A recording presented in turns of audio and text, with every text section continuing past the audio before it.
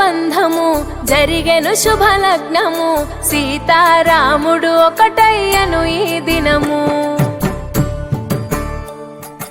7 అడుగుల పయనము ఒకరికొకరు సొంతము కలిసి మెలిసి సాగను ఈ జీవితము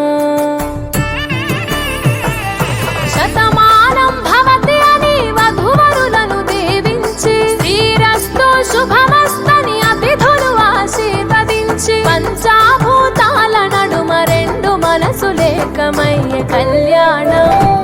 కమనీయ